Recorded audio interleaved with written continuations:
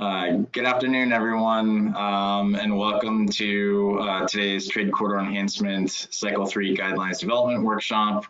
You would probably be expecting Hannah Walter, who is the program manager of this program, and she is having a few technical difficulties logging in right now, and I'm hopeful that you all saw that we sent out a corrected registration link to get on this workshop yesterday. So we're gonna pause until 5 minutes after 1 to see if we can get Hannah on here. Otherwise, I will be delivering the TCEP program workshop, which probably will not be as good as if Hannah was presenting. So again, we'll go ahead and start at 5 minutes after. I'm going to try and help Hannah troubleshoot this. So thank you.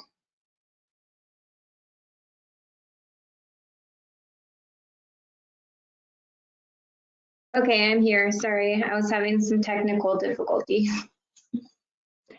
Okay, well, welcome everyone, and thanks Matthew for starting us off.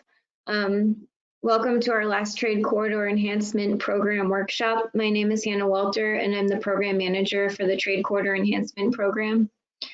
Before we get started, Kayla, do you want to go over any instructions for participants on how to comment? Sure, Hannah, thanks. I'll go over those right now. So thanks for joining us, everybody. Our workshops normally take place in different locations around the state. However, containment measurements surrounding COVID-19 have required us to adjust to a webinar format. Please bear with us should we encounter any technical challenges. The workshop agenda is located under the Handouts tab and can be downloaded and saved during the webinar. It can also be found on the Commission's website. You'll also find a copy of today's PowerPoint presentation under the Handouts tab. For participants joining us through GoToWebinar, please find the webinar panel located on the right-hand side of your screen. There you will find the audio, question, and handout tabs. Under the audio tab, you have the choice to listen in via the computer or telephone option. If you prefer computer audio, please select the appropriate box.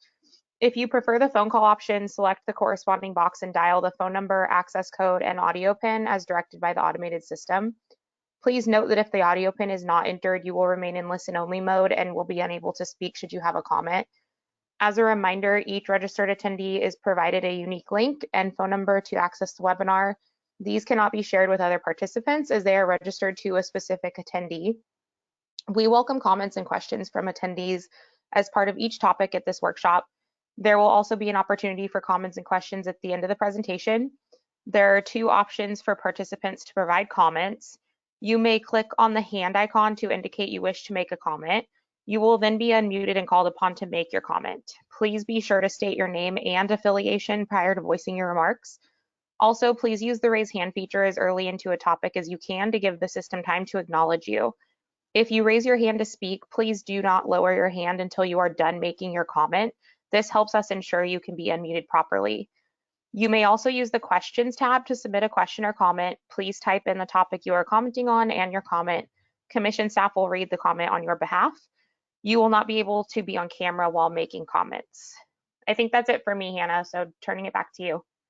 Okay, great. Thanks, Kayla. So we have a lot of items on the agenda today, but they're relatively short. Matthew Yazgat's going to give us a couple of updates.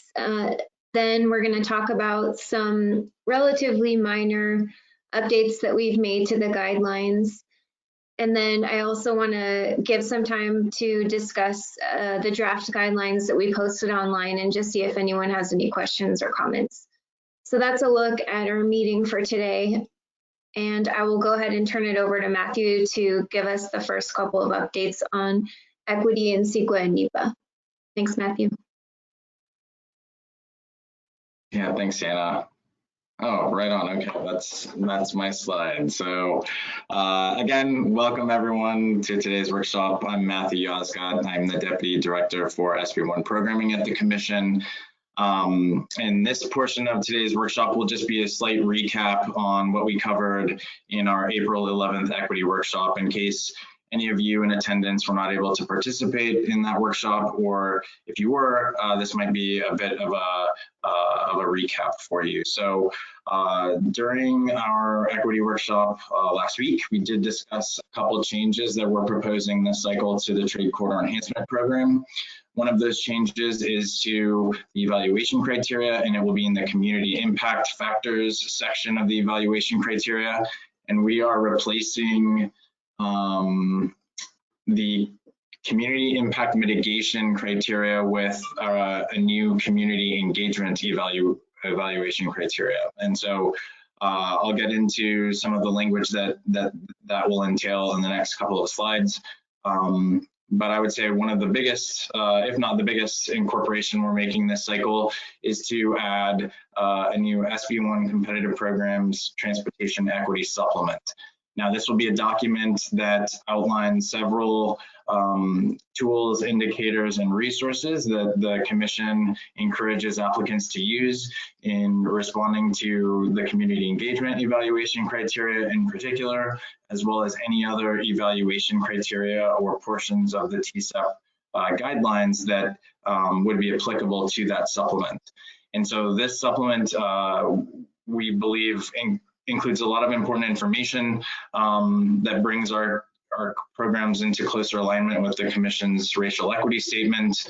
And this supplement document is a consistent document across all three of the competitive programs. So for that purpose, we're hoping if any of our applicants are considering applications to any of the other SB1 competitive programs that that we wanted to put this document out there that would reference all three of the programs. So with that, Kayla, we can move on to the next slide.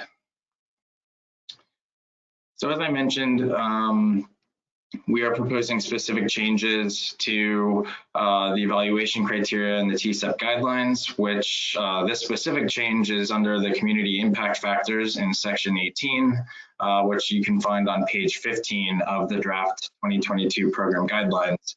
And as I mentioned, the wording that you see in red will replace the community impact mitigation section to kind of take it a bit of a step further. And so I'll go ahead and just read off what we're including here, since it's not as much words, but in alignment with the Commission's racial equity statement, projects will be evaluated based on their ability to demonstrate meaningful and effective public participation in the decision-making processes, particularly by disadvantaged or historically impacted and marginalized communities.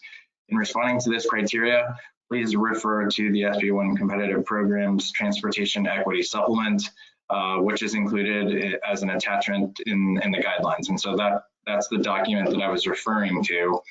And Kayla, if you won't mind going to the next slide, we provide some specific instructions for this evaluation criteria a bit later on in the TCEP guidelines. And so this will actually be, again, in section 18 on page 17. And so we included instructions to really get to two points of this question or this evaluation criteria that we're asking applicants to consider. One is to identify those disadvantaged or historically impacted and marginalized communities within the project study area, and utilizing indicators and some of the references that we have in the supplement.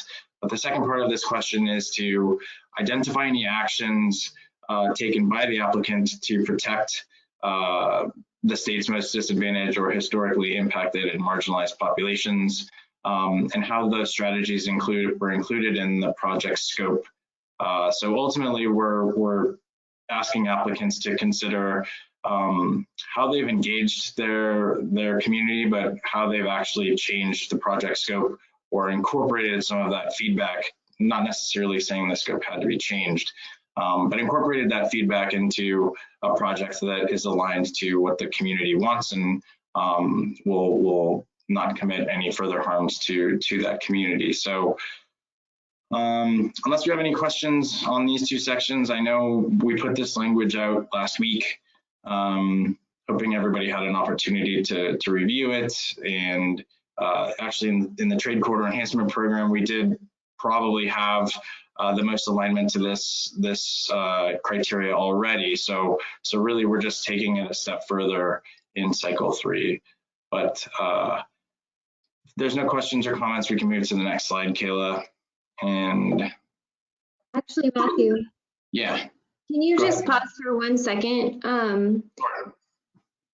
So we're actually having a lot of people having trouble logging in, and I had the same issue. So I'm just wondering, Kayla, or I don't know, Doug's probably not in this call, but can you work on resending the group the correct meeting link via email? Because So Doug sent it out through the distribution list yesterday afternoon. So if anybody has emailed you, Hannah, because we're at the expected attendees, I could say right now. Are people emailing you or texting you? yeah, I've gotten quite a few emails in the last few minutes, so Okay, I just wanted to give you a heads up. Yeah, Kayla, a heads up. we have updated the link on the workshops page. So if you want to refer them to the workshops page, because I believe the previous link to the workshop registration was just a direct link and it wasn't actually a registration. And also I can say we'll have this recording posted on the website afterwards, but I'll let me finish this portion, Hannah, and I'll see if I can troubleshoot on the back end with Doug. Sure, okay. But yeah, just for now, I would refer, well, everyone who's on here made it on safely. Anyone who's not on here could either refer to the email that the commission sent out yesterday afternoon or the workshops page. But anyways, going back to the presentation. So in our workshop last week on April 11th, we proposed the supplement and we received some feedback actually from some stakeholders asking us to consider a lot of work that our regions have taken on themselves to define regional definitions of quote unquote environmental justice communities or their own kind of disadvantaged community definition. And we understand that regions take a lot of steps when they develop regional transportation plans. Regions do a lot of work and outreach within their part of the states to truly understand and I think better understand and identify disadvantaged communities. And so we have expanded our indicators a bit to include a regional definition, as you can see on the screen on the top portion, which would be included in attachment 5 of the TSEP guidelines under the example indicators used to identify disadvantaged or historically impacted and marginalized groups. And we also added a very small bullet at the end of the other category. We understand that there's a lot of federal funding that's being put out for proposal right now, or requests for proposal.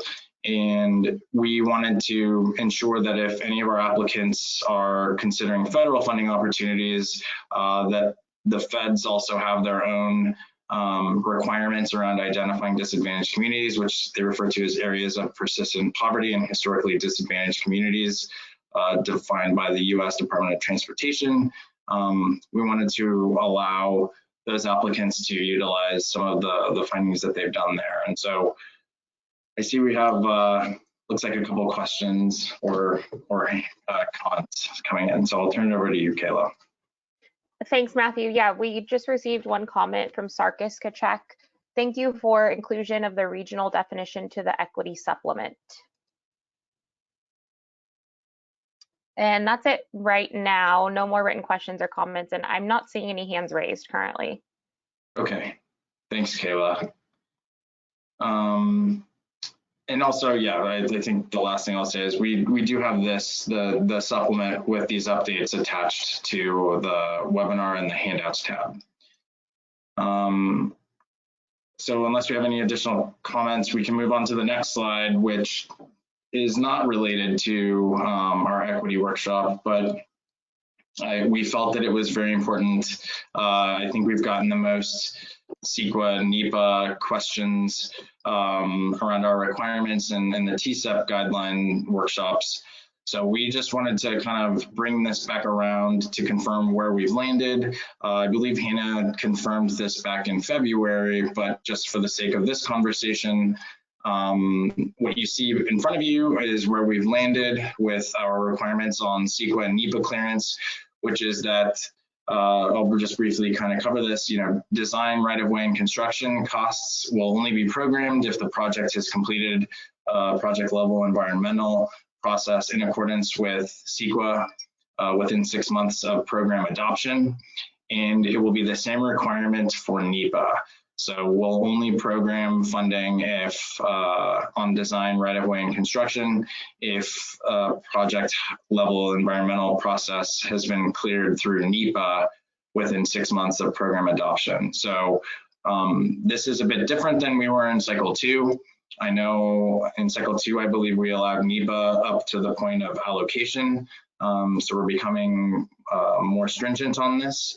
And we did entertain, I believe, considering an extension process to this, and we internally discussed that at length and determined we would not be exploring an extension process simply because it would, 1, defeat the purpose of having a deadline in the first place, and 2, we determined it would be far too difficult to assess how we would,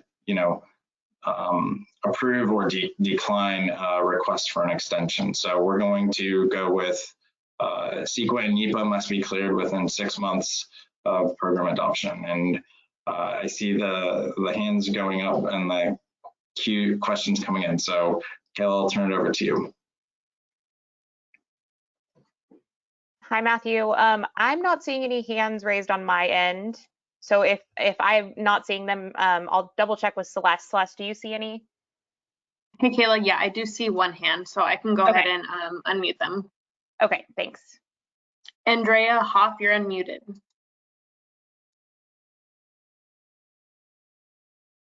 Okay, thank you. Can you hear me okay?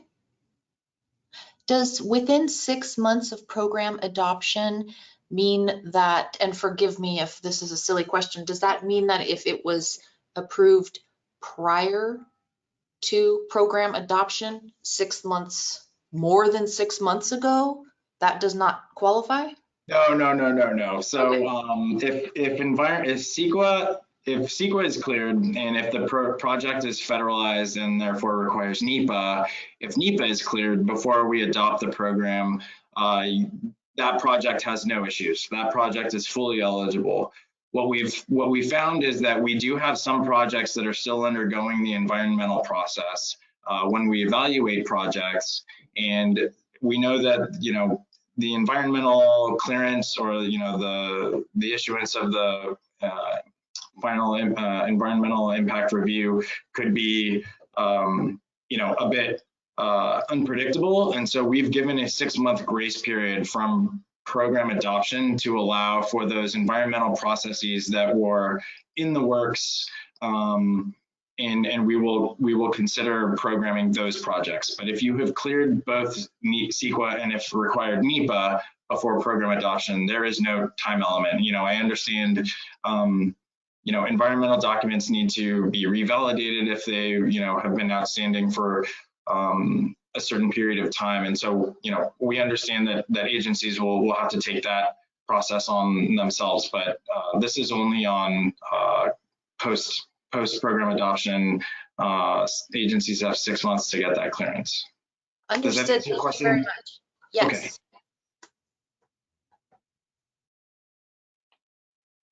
All right, Matthew, there's no more raised hands. Okay.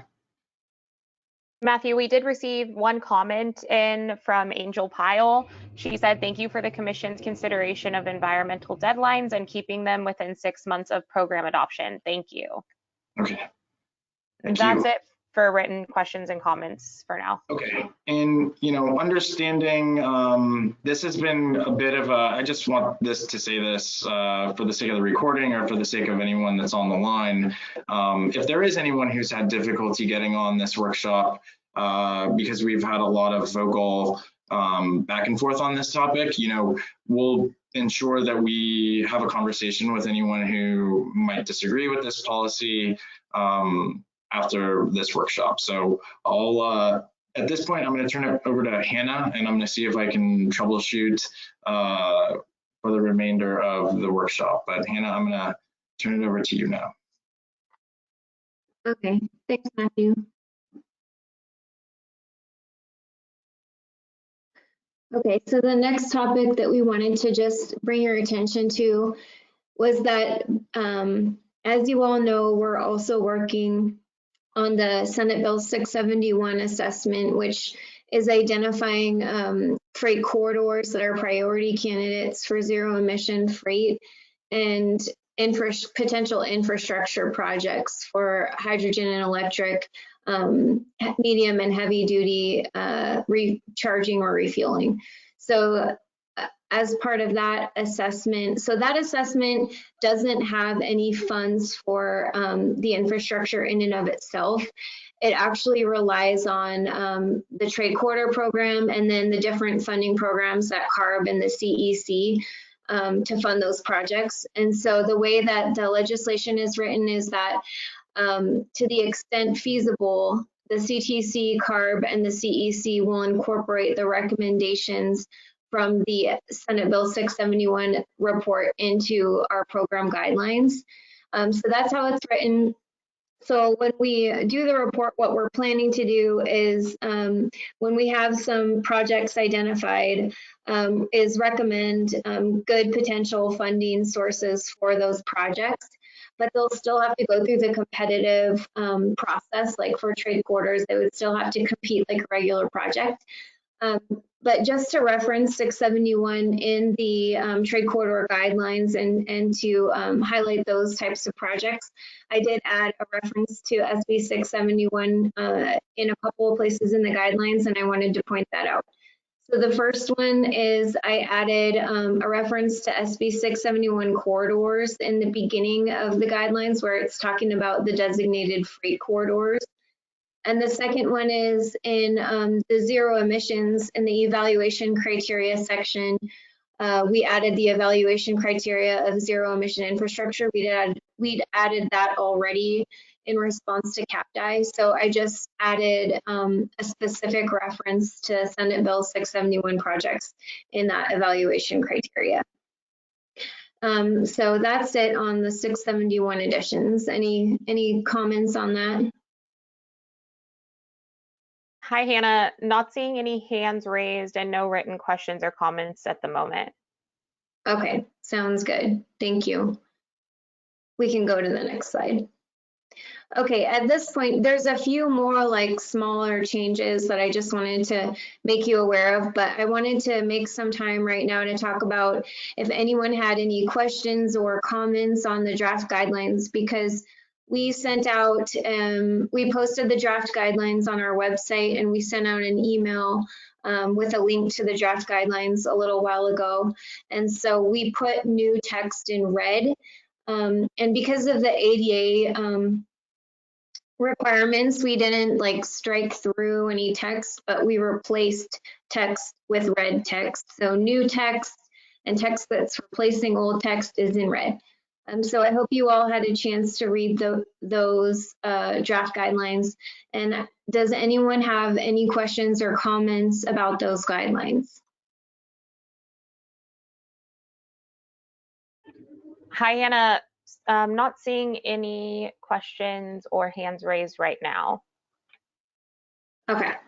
Well, if you, just so you know, I don't anticipate that they will be changing significantly between now and when we propose them to the commission in June. We'll be proposing the draft guidelines in June. We've covered all the main changes in our workshops up to this point. So everything that we've changed that's significant, you should already be aware of if you've come to these workshops. But if you get a chance to read them and you have any questions or concerns, then please reach out to me and let me know. Okay, let's go to the next slide. One small change is that I realized that in the cycle 3 draft, I didn't have any sentence that explicitly said that if you're requesting advanced funds, you have to submit a trade corridor program application. That's in the cycle 2 guidelines, but I forgot to put it in the cycle 3 guidelines. So I added that in. And so that is just a change that I wanted to highlight there. Any questions or comments on that one? Hannah, we do have a hand raised, so I'll turn it to Celeste. Thanks, Kayla. Sarkis Kachek, you are unmuted. Thank you. Hi, Hannah. I did have a question. Sorry, I think I was too late on the guidelines. On the programming targets. Do you think June is when we'll see the draft targets by region? I did just like my own quick calculation of what that is based on the 800 million, but is that something we'll see in June? Yeah. Oh, yeah. That's a good question. Actually, you will, because the only reason we don't have the dollar amounts in there, the draft should have the percents based off our target methodology workshops. Yes. Did you see the percents in there? Yeah. So I just did the those percents after the 40% for the Caltrans state pod, correct? Yeah, the percents, if they're not in there, they should be in there. And I can tell you what those are right now, because those are the percents that we came up with as a result of all those target methodology workshops we had. So we know what those are. But the dollar amounts we haven't put in yet, because we're waiting for the fund estimate to be finalized for cycle 3. We get that from the Caltrans budget office. So they're probably going to have the fund estimate to us sometime in May, and then we'll update the draft guidelines with the dollar amounts based on the 60%. So just for the people on this call who might not be familiar with this, the trade corridor pot of money, both the federal and the state, get all added together into one total dollar amount. And then we take that total dollar amount, 40% of that total is for Caltrans nominated projects, and 60% of that total is for regions. So it could be jointly nominated projects, or it could be projects that are just directly submitted by a local agency and not a Caltrans nominated project. So the 60% of the funds in the total TSIP pot, we create funding targets for that 60%. So basically, we further split the 60% down into different percents. And we have a 1% for each freight region. So there's 5 freight regions, and each one has their own regional corridor funding target. And the target is essentially a percent of the 60% of total funding available. So what we ended up with, and it's based on freight need in each region, a number of metrics we discussed early on in these workshops, like truck VMT, truck AADT, disadvantaged communities, population, maritime TEU, customs value, and other things. But basically, here's the percents. So the Bay Area Central Valley freight region is at 29%. The Central Coast is 2.5. LA Inland is 56. The other region is 2.5, and San Diego is 10. So those are what the regional corridor funding targets are. They should be in the guidelines. If they're not, we'll add them in, and then we'll add the amounts once we get the fund estimate. Does that answer your question, Sarkis?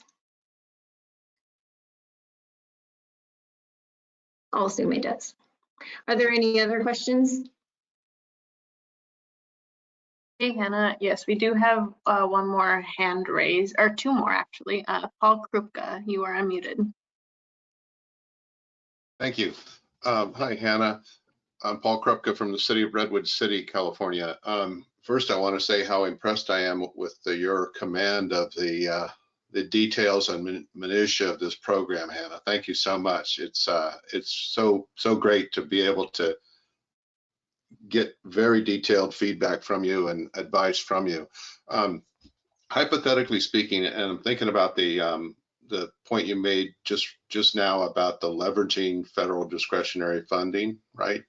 So hypothetically speaking, can I submit a project for trade corridor, an application for trade corridor this cycle, and state that I need the trade corridor to support my federal application for the mega for infra or mega in the next cycle, the 2023 cycle. So TCEP now, leveraging federal next cycle, federal cycle year. Which, do you mind me asking which federal grant you're talking, are you talking about infra?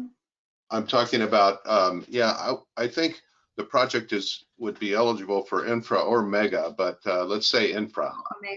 Okay, because to answer that question, I kind of have to take a step back and make sure that I'm clear about the intent of the advanced language, because the advanced funds language isn't as detailed as it could have been, and that's on purpose because sometimes when we try to go down that rabbit hole of every scenario possible, it gets more confusing. So we kind of tried to pick like the sweet spot of a little bit of detail, but not a lot. But the intent of that language is that if the timing of the federal grant and the regular like programming cycle that we're going to start going through here in a few months, where we get applications in, review and approve them, doesn't match up, that we can do something about it, because we know that the feds tend to score their grants based on the amount of state funds that the project brings to the table,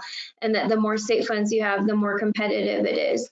And so we wanted to, and I'll give you a perfect example. So the infra deadline for this infra cycle is May 27th.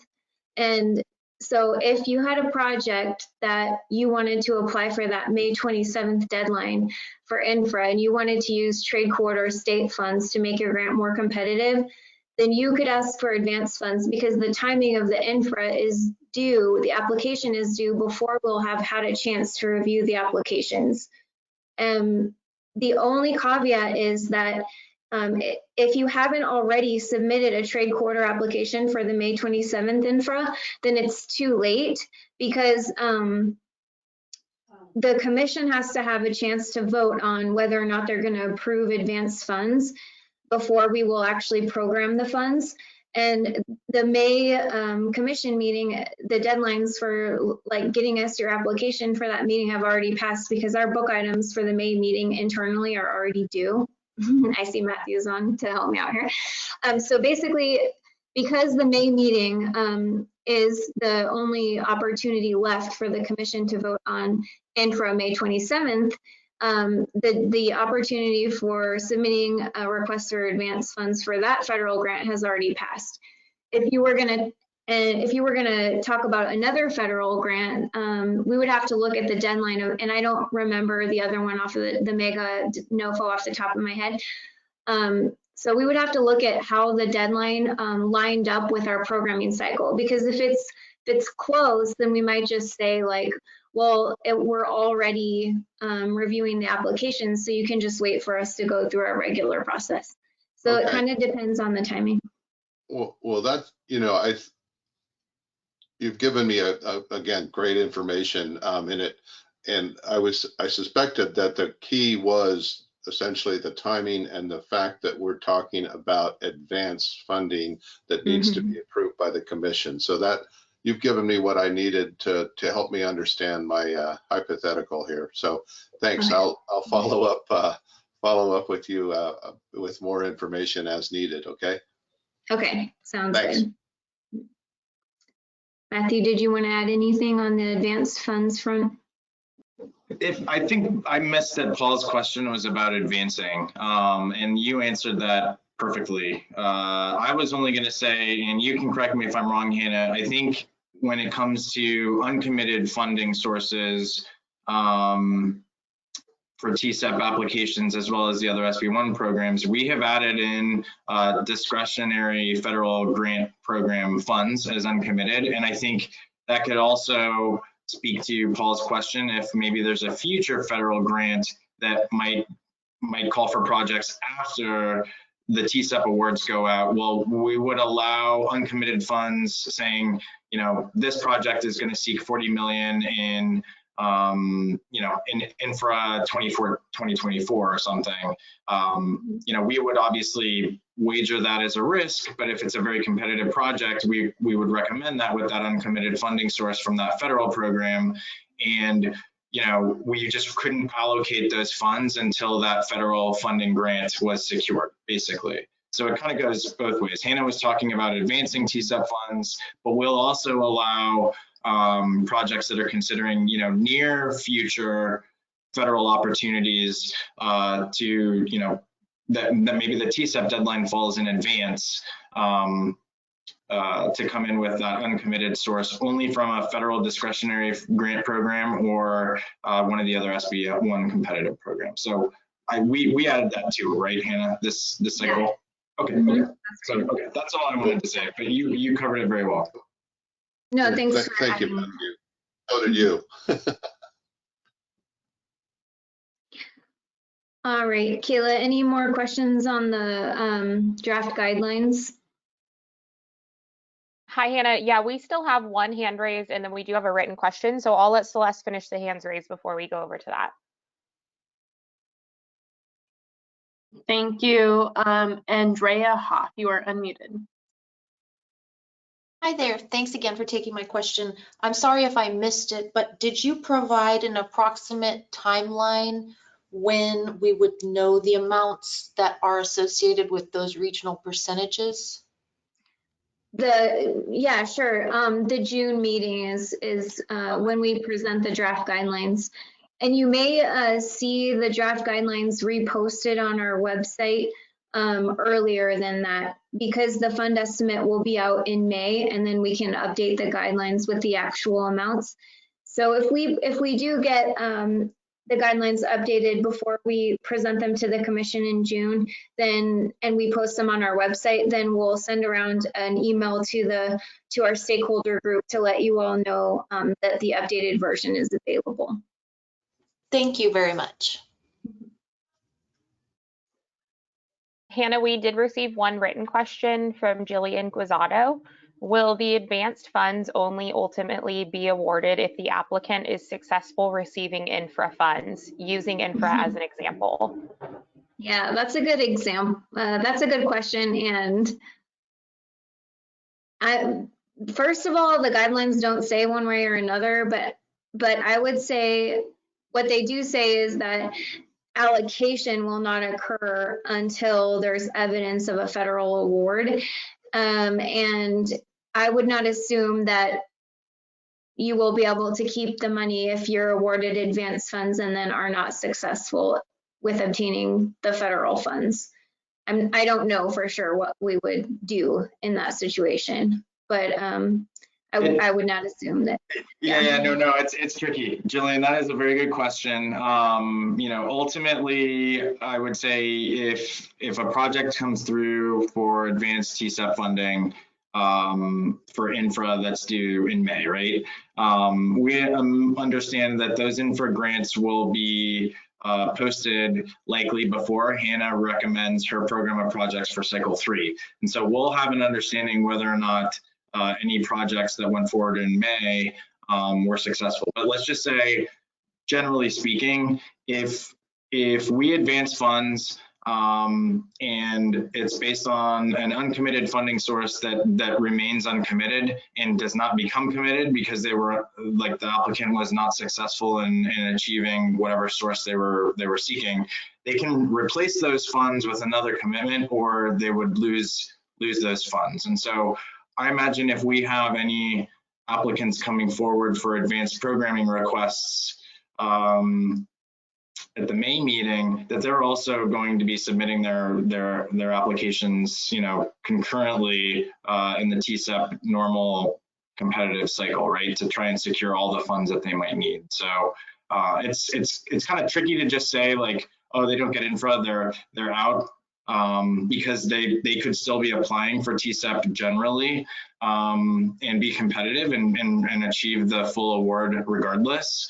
But yes, if they do not achieve infra and they, you know, or if any project doesn't is unsuccessful in a federal discretionary grant program, they would absolutely have to replace that immediately, or they would be deprogrammed.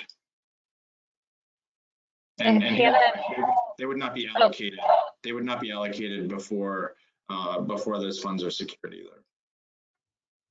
Thanks, Matthew. Julian said that you answered her question. I probably over answered it, but no, Hannah, go ahead. Actually, wait, okay, so Matthew, so what you're saying, just so I'm clear, is that if they applied for federal grant and TCEP and were awarded the advanced funds, and then they didn't get the federal grant, the only way they could keep the advanced funds is if they found a replacement funding source, right? Or they could double apply and basically apply for advanced funds and apply also with the same application through the regular trade corridor process.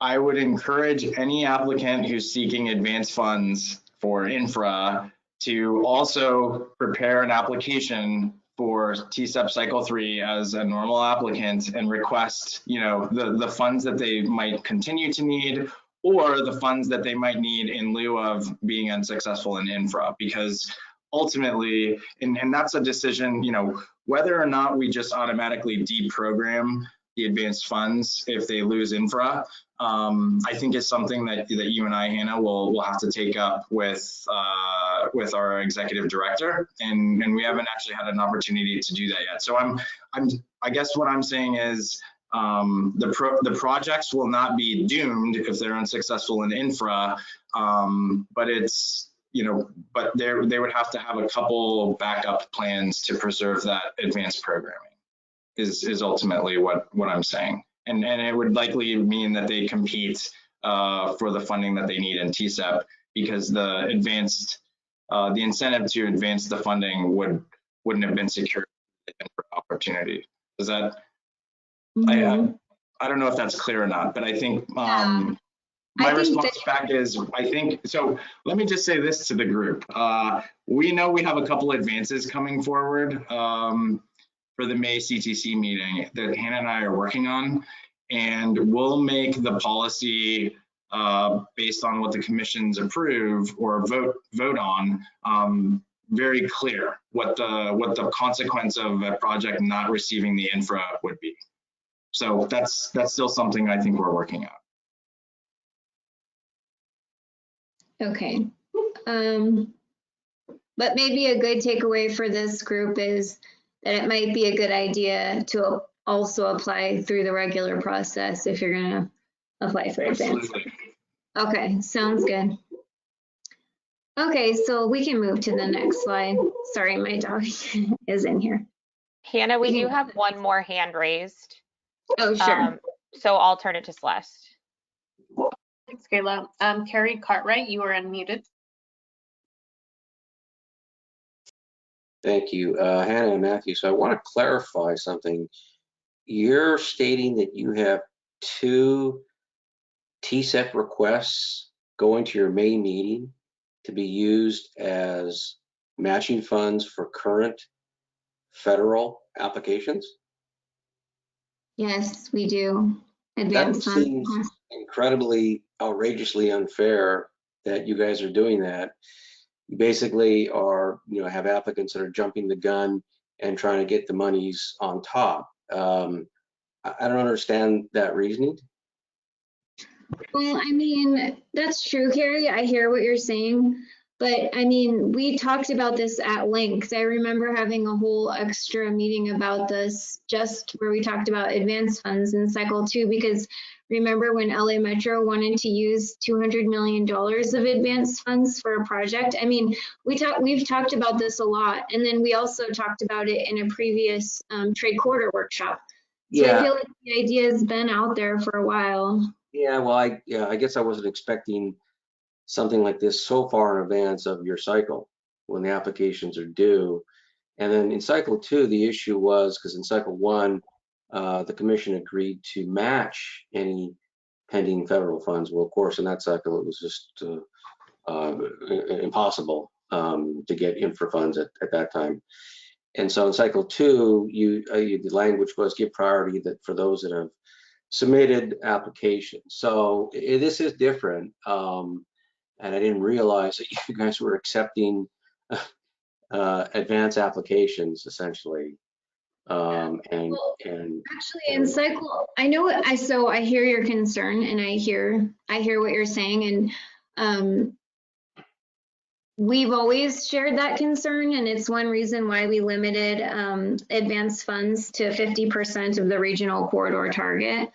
And we also said that if more than one project from the same region applies, that the amount will still be limited to 50% of the regional corridor target, and it'll be distributed proportionally based on the amount of the request. So we kind of saw that coming, and we tried to mitigate it by having those limits in place. But I do want to point out that the advanced funds language was there in cycle 2. It's under the, I think, section 7, leveraging discretionary federal funds. It's more than just giving priority to projects that have federal funds, because that's in there, and it's in the evaluation criteria section, because it helps with your evaluation if you have that. But there is also the language about advanced funds, and I actually took some of it out in cycle 3. It's actually more extensive in cycle 2, because we had gone over it so much, thinking that we would have a request in cycle 2. The only reason we didn't is because they were not successful in infra, and we didn't end up programming the funds. But we did have a lot of that language in cycle 2. So you're saying you have 2 requests that you're taking to commission, so you've already evaluated them and will be recommending funding. We did evaluate them, and we're still talking. Can you state which projects those are? Not quite yet.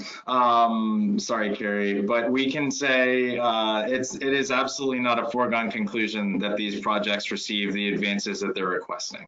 You know, and Hannah, I think, made it quite clear that this was in cycle 2, and the opportunity was out there.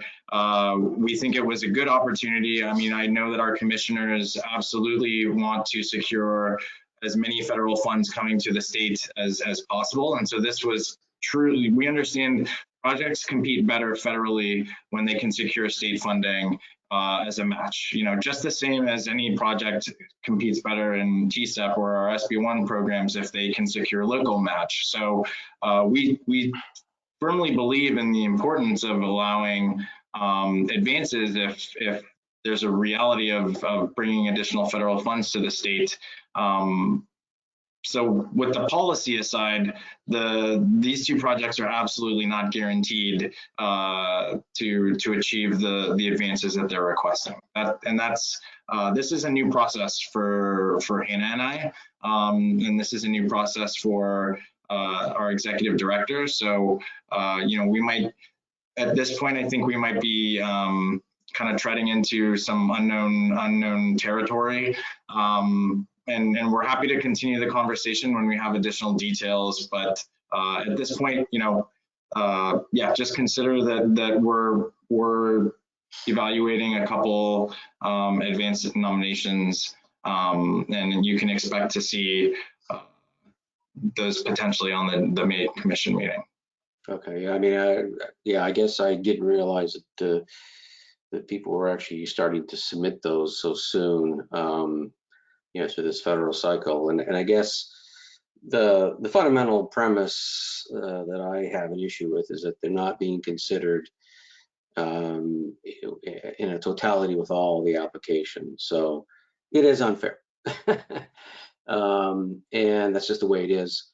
As an anecdote, I will state, because what you just said about leveraging and making them more attractive with federal agencies if an applicant secures state funding, we in fact have the US DOT Maritime Administration right now, real time, questioning some TSEP funds combined with their award of Port Infrastructure Development funds, which is just asinine. So that's just an aside that that we're going to hopefully get resolved at the highest level with Secretary Buttigieg, because what the staff level people are doing is quite incredulous and asinine. So that, just so you're aware of that sometimes there are difficulties even with USDOT on some of these leveraging issues.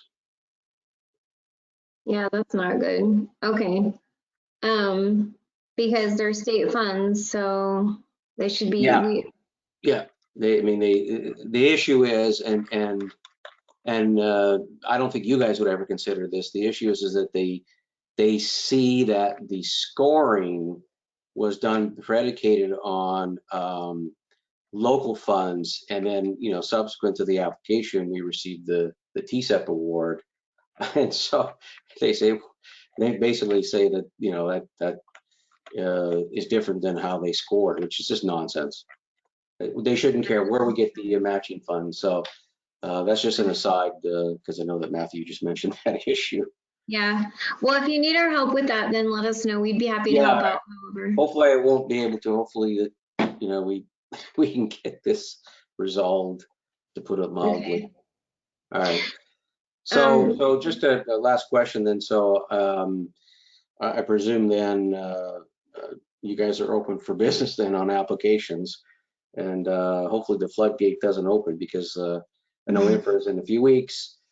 We have the Christie for rail, and then we have the Great Separation Program coming out, and that's all related to obviously relevancy to TSEB. So yeah, I mean, we have to have time to review the application and bring it before the commission at a meeting before the deadline. So like, that's why I said for the May 27th infra, it's too late, because like our book items, we're in process of those. So it's like, it's too late for that one. It depends on the timing of the application deadlines for other ones, but right. We'll see. And we hear what you're saying. Like, I can kind of see it both ways, because I want to do what I can to encourage federal funding flowing into our state as much as possible. But I also see your point about not being able to evaluate the projects in the context of the larger suite of projects. So, we're open to talking more about this for future cycles. Like, we've kind of committed to entertaining the idea, at least for cycle 3. But for future cycles, if the group feels that it's not a good process because it's too unfair, then we're totally open to that and to making changes in the future. So just also want to throw that out there. Okay, for next cycle, remove the advanced funding option. Okay, noted. But you're gonna have to remind me, because I probably will forget that. Yeah. Okay. Thanks. Okay. I don't think Carrie will let us not remember that one. I probably will remember, but just in case. Okay. Let's Kayla, are there any more questions? Yeah, Hannah, we do have just one more hand raised. Okay. Go ahead, Celeste. Thank you. Akiko Yamagami, you are unmuted. Hi, can you guys hear me? Mm-hmm. Okay, thank you. So I just wanted to add a few points around this advanced funding arrangement. And I'm just recalling what we did in cycle 1 and cycle 2 of TSEP for the LA Metro project. and I want to say, like, I want to say there are some nuances that were probably lost when all our conversations or coordinations with you and CTC's staff got put into the actual, the guideline language. But I want to say, like, initially, when LA Metro reached out to, I think back then it was Dawn, and then it was you, Hannah. It served to, I don't know, maybe two primary purposes. And one was to inform CTC that we're going to assume X amount from TSEP funds that will come after we go for the federal discretionary funds. So FYI, this is what we're doing, but we're not like completely assuming or like feeling entitled that CTC is going to honor this entire amount if we receive the federal discretionary amount. And then, and I know like in like maybe these two cycles in between, we typically go after the federal discretionary funding every year, and we're not always successful. And each time we're not successful, we have to scramble and figure out other funding sources. So I think I don't know, I just assume that's how it is. And it's not like coming to the CTC and like pressuring you to honor our request each time. So in that case, I want to say it is it's a work in progress all the time, every funding cycle. And I think that's perhaps the kind of relationship the CTC is, I mean, you guys are interested in building with other agencies. And then if we receive the federal awards, that's great. And if not, then yeah, just like you were saying earlier, come August, our intent is for whatever the infra, let's say this time infra applications that we're submitting did not receive any federal awards, then we'll probably update our funding plan and funding request and reflect that in the TSEP application in come August. So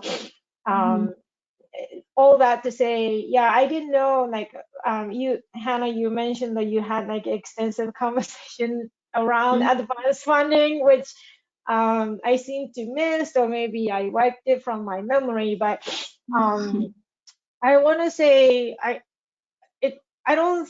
want to say we did not request any like favorable treatment from the CTC, and we tackled each funding cycle, whether it's from the state or the federal, with whatever we had to do each time, and we accepted the outcomes. So that's all I wanted to say. Yeah. The only thing I can speak to, and this is what I meant before, this is what I was referring to, is that you're right. Dawn was the program manager at that time. I had just started working on trade corridors, and I came into, and what I remember are the last two workshops and a meeting that we jointly had with FHWA in between. And particularly the last workshop, I'll speak to that because I was tasked with drafting the advanced funds language in between that second to last workshop and the last one. So I drafted the language in between those two workshops. And then in the last workshop, it was a special phone conversation. We weren't planning on having it, but we wanted to have it just to speak to advanced funds. And so there were a lot of comments, and it wasn't just from LA Metro during that time about advanced funds. And I felt like we came away with the best consensus that there was fairly good consensus at the time. And so that's what I'm remembering from cycle 2. But I hope that I didn't misinterpret like the way that LA Metro approached the commission. So I'm sorry if that came across negatively. You guys have always been great partners, really. And I don't think there was anything like negative in how you went about doing that. In fact, I remember that LA Metro had consensus from the other local planning agencies in your region for even making that request. So I think you guys were great and fine in the way you, and it was Michael Kano that I remember talking to, and he was fine. I mean, he was good. So yeah, I just remember having that phone meeting to talk about the advanced fund language and drafting it. That's what I was remembering, but you're right. I think it's a work in progress, and I don't think I think we're trying to figure this out now that people are actually starting to request it. It's an interesting idea. We'll see how it plays out. And if we don't like it, we can always change it in the future. That's my take on it. So, but you're right, we do want to be good partners with you, and we'd like it if you were all upfront with us about what you wanted, and we'll be upfront with you about what we can do or can't do. So hopefully we can foster that kind of relationship, and I think that's good. That sounds good. Thank you. Mm-hmm. Are there Thanks, any other Hannah. questions? Yeah. I'm not seeing any more hands raised, and we have no written questions or comments. Okay, great. Okay, so let's move on. Okay, we talked about this. We can, okay, so the other thing is, this is an interesting, okay, so the State Highway System Project Impact Assessment Form has always been an attachment to the guidelines, and it's for projects that are on the state highway system. Caltrans has updated the form, and actually this is because, primarily because for Solutions for Congested Corridors and Local Partnership Program, one of the required performance metrics is change in daily vehicle miles traveled. And that's not a required trade corridor performance metric, but for the local partnership and solutions it is. And Caltrans has a particular way, their own guidance of how they would like projects to calculate induced demand. And it's their guidance related to SB 743. And so as a part of that process, the performance metrics guidebook that talks about how to calculate the metrics says that if you are calculating the metric of change in daily vehicle miles traveled, you need to have concurrence from Caltrans about how you've calculated induced demand for your project. And it's up to the lead. I just want to make a note that if Caltrans was the CEQA lead on your project, then that will make it easy because the CEQA lead has the ability to determine how that's going to be calculated. But to make sure that we had a place where we can ensure that there was concurrence with Caltrans on that issue, we updated, or Caltrans updated the State Highway System Project Impact Assessment Form. So it looks a little different, and primarily it looks a little more detailed. So I have a couple slides that show you the main differences. The first one is under this section that is talking about the aspects of the project. And so that even it was section 10, now it's section 12, and it specifically references SB 743 and talks about induced demand. So that's, I'm not going to go over every single change, but those are some of the new changes that you'll see on the slide there. And then can we go to the next slide? Here's another one. So the expected level of Caltrans involvement, that has become a little more detailed. So I think that they took the opportunity to just update the form to make sure that it was also just capturing all of the information that they needed. So they've added some categories to the expected level of Caltrans involvement. Okay, we can go to the next slide. And then one thing I wanted to draw everyone's attention to is that that form is due 4 weeks prior to the application deadline, and it has a link. That's actually part of the form.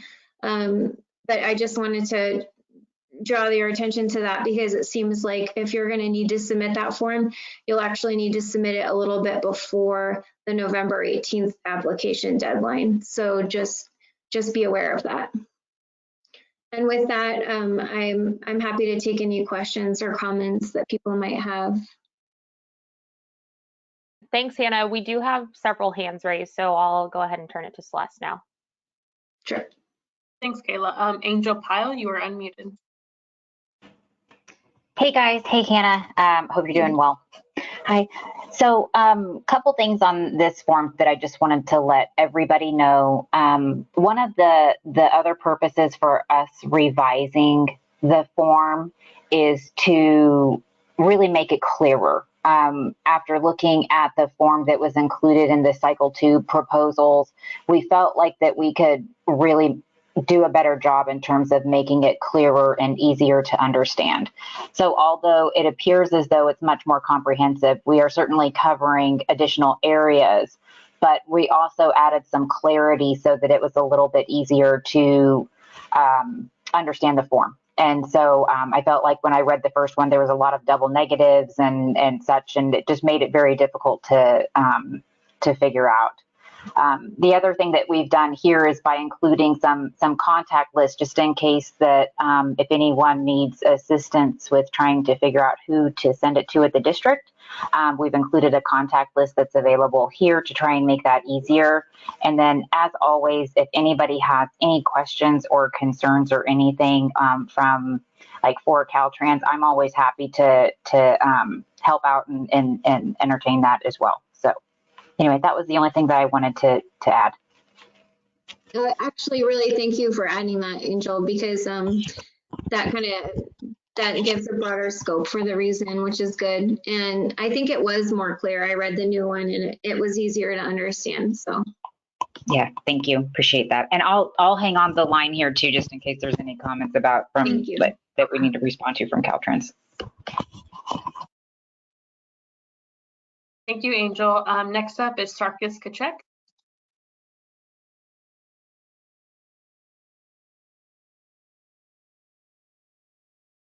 Oh, there we go. Sorry, technical difficulties. I'm gonna ask a really dumb question, Hannah and/or Angel. If your environmental document was approved pre-SB 743, are you still going through this assessment form? well, you still have to fill out this assessment form because any SB1 program, by that I mean TSIP, SCCP, or LPP application on the state highway system for a project on the state highway system has to fill this form out. But yeah. So we just work with our district then on how exactly it gets filled out. All right, thank you. Yeah. So one caveat to that, Hannah, and maybe it's even a question on my behalf. So thanks, Sarkis, for the question. I believe the form is submitted when it's a non-partner application. So if you're partnering with Caltrans, we already know about the project then, and we're like, we've probably already worked that. Any details that might be in question or something like that, we've probably worked that out. So partner projects don't need to fill out this form, but if it's a non-partner project, and like what Hannah was saying, like specifically in the LPP program, Caltrans is not an eligible applicant, so we can't be a co-application in that instance, in which case this would have to be submitted on those projects, but it's anything that's a non-partner application with Caltrans. And the other part of the question, if the environmental document was completed prior to 743, you still need to fill out the form just like what Hannah said, and we'll have to evaluate that on a case-by-case basis. Like, it's hard to make a broad statement about that. I know that there's other considerations for projects that are completed prior to then, so we'll just have to take a look at that on a case-by-case. Okay, thanks for clarifying that. Actually, that's good. And we should make sure that's clear in the guidelines too. So I made a note of that. Okay. Thank you, appreciate it.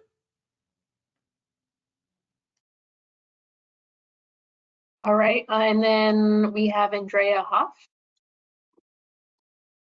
Hi, thanks. Two easy questions, I hope. In looking at this slide and hearing what you're saying, the form would need to go to the liaison at the district 4 weeks in advance of the deadline for the application. Is that correct? Right. So Okay. I think the deadlines are staggered. So for trade corridors, our deadline is November 18th, but for, I don't know what it is for the other two programs. So you'd have to look at those guidelines or reach out to Naveen or Christine. Okay, and that deadline that you just cited, is that in the draft guidelines? It is, yeah. But not anticipated to change from draft to final? Well, I can never promise that, but I don't think that it will. Okay, just clarifying. Thank you very much. Hi, Hannah. We do have just one more written comment. We may have covered this, but Phil Hobeck said, please also note that those forms will be submitted to district regional planning contacts, and that will be routed within Caltrans. Okay, thank you. That's it for written questions and comments, and I'm not seeing any hands raised right now. Okay, thanks. And thanks, Caltrans, for working on that form. All right, we can move to the next slide. Broadband. So there was an executive order about broadband, and one of the things we wanted to do was include a specific reference to broadband in our guidelines in compliance with that executive order. So I've added a specific reference to broadband in the advanced technology paragraph in our guidelines. I believe that's the one that shows up under a section 18 evaluation criteria. So just a heads up there. Any questions on that? Not seeing any, Hannah. Okay, let's move on. There was some Civil Rights Act language that was also added to the guidelines, and it's on the screen in front of you. Basically, it's I believe this is from the California Constitution, but I could be wrong. But anyway, it's a statute that we have to adhere to, and it's making sure that the people that the agencies we're funding are going to adhere to our civil rights laws. That's a good way to just summarize it. But I've put the actual language on the slide for you. Are there any questions on this one? Hi, Hannah. No questions or comments or hands raised at the moment. Okay. Update to fact sheets. So the fact sheets are the used to be one-pagers that you would submit with your applications. And so we made some changes for this year. It can be 2 pages long. It should mention the emissions, equity, the emissions aspects, the equity aspects, and how the project mitigated or avoided negative community impacts. If I were filling out a fact sheet to meet this requirement, what I would probably do is mention the result of the air quality metric that talks about GHG emission reductions. And then there's a new equity language in the application that asks for information on like community engagement. That's what Matthew covered earlier. So you could try to summarize that work. And in terms of mitigating or avoiding negative community impacts, you'll see some questions about that kind of thing in the equity language. And you'll also see, you also would have had to answer that for CEQA if you did that. So those are some ideas for how to meet that requirement. Then the fact that it needs to be written in plain language, it was already something we were asking for. this time you need to have a picture of the project, and there's like a pretty specific requirement that it's 300 DPI. And that's because we always have a hard time every year finding pictures of projects to put in our annual report, because they need to be at least that resolution in order to include them. So we just want to make sure that when we're trying to highlight projects, we're able to show them in like a visual form. So that's why that requirement is there. And then this is not a new requirement, but the fact sheet has to conform to the latest accessibility laws. So there's a link to where Caltrans has information on that. That's in the guidelines. It's towards the end, kind of right before the application form. So if you want information on that, that's where to look. But those are some new fact sheet requirements. And I wanted to mention that a lot of times when we're talking to the executive management about these projects as we go through the evaluation process, what they ask to see is the fact sheet. And it's also sometimes what we share with the legislature if they ask about certain things. So these actually are pretty important in terms of just giving someone a high-level understanding of your project. But that's it for that. Are there any questions or comments on that one? Hi, Hannah. Not seeing any written questions or comments or hands raised, right? Oh, I'm sorry. There is a hand. They may have lowered it. Never mind. No hands raised. Okay. All right. That might be the last thing. Yes. Okay. That's the last thing. So I just want to say good job, everyone, for attending these workshops. I know they can be lengthy, and I appreciate your participation and your input. So thank you for all the time you've spent on these. And are there any other questions or comments or things that people want to bring up? Hi, Hannah. There's a hand raised, so I'll turn it to Celeste to take care of those. Thanks, Kayla. We have a couple hands raised. Angel Pyle, you're unmuted.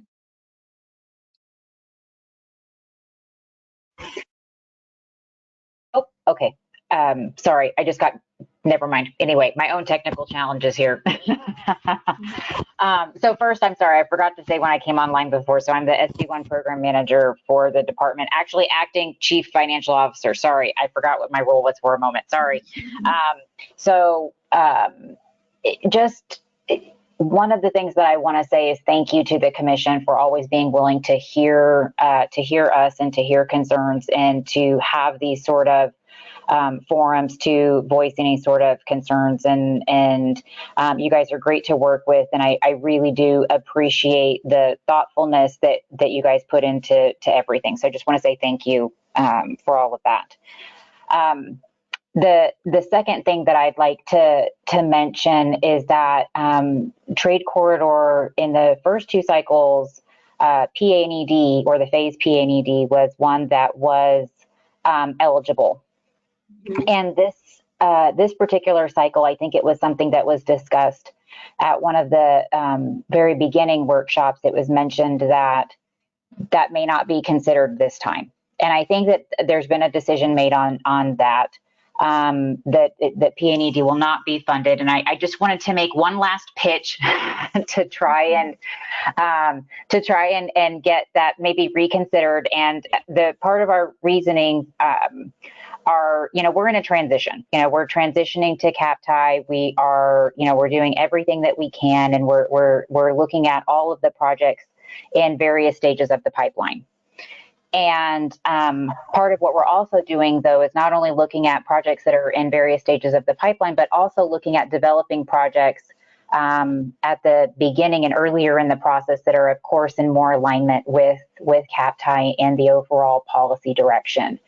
And to make that transition, having PA&ED be an eligible funding phase would really help to encourage that and give an opportunity for some projects that might have limited, or even areas that might have limited funding other places, to potentially start to deliver or to develop those types of projects. So Anyway, I won't belabor it, but I just wanted to bring it up one more time, and I appreciate you guys listening and hearing us out on that. So thank you.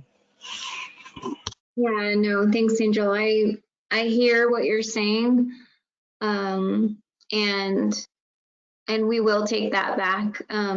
We have had conversations about that, and there are some fairly strong, thoughts about not putting it in on this side, but we will take that back and when we will talk about it. So I appreciate that. And you guys have also always been great partners, so thank you too. Oh, hey, Matthew. Yeah, Hannah, I probably talked way too much on this, and again, you answered this perfectly well, but I want to echo what Angel's saying, and we hear the department loud and clear. We know that there's been, there's a change in the types of projects that are being considered.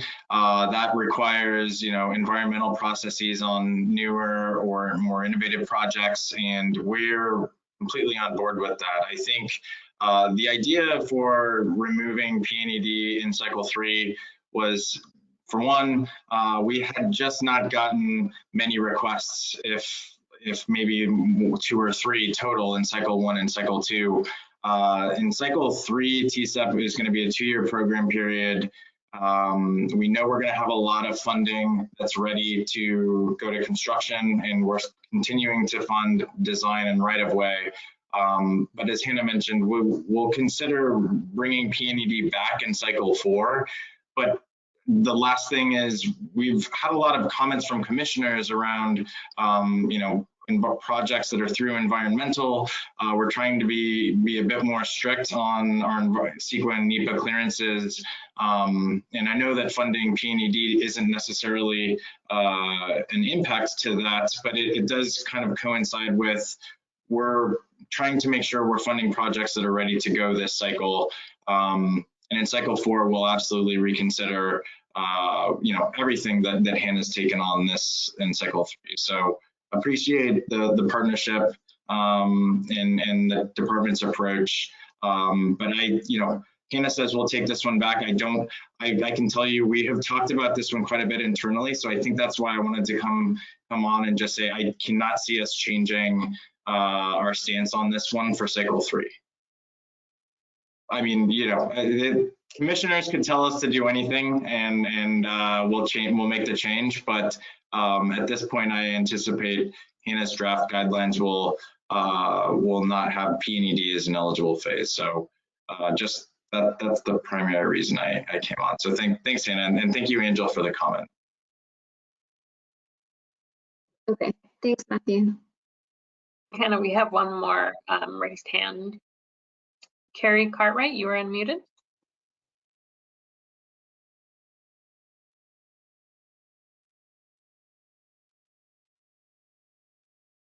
Carrie, it looks like you're self-muted. There you Sorry. go. Yeah, hi Hannah. Quick question on advanced programming. Are full detailed applications required for that? Yes. Okay, so that basically following everything that's in the current guidelines yet to be approved by the commission. Yes. If there's something you feel like you can't do, then just email me and I'll see if I can work with you. But yeah, that's the requirement. Okay, thanks. I don't see any more hands raised, so I'll leave it back to Kayla. Thanks, Celeste. Hi, Hannah. I'm not seeing any written questions or comments at the moment either. Okay. All right. Well, thanks everyone. And thanks Kayla and Celeste for all of your help during all of these meetings too. We appreciate it. And I think that wraps up our meeting for today. So thanks everyone. Take care and we'll talk to you again soon. Kayla and Celeste, I'm going to stay on the line for a couple minutes in case you need me, okay? Thanks, Hannah.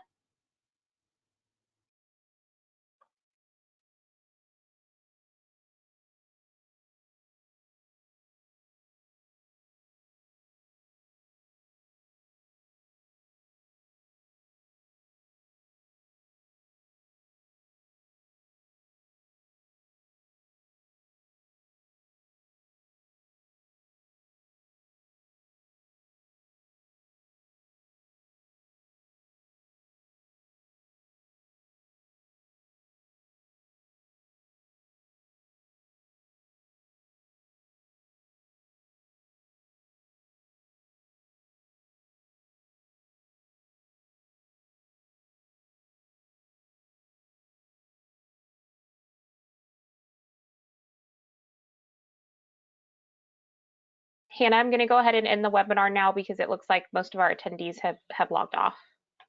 Okay, thanks so much.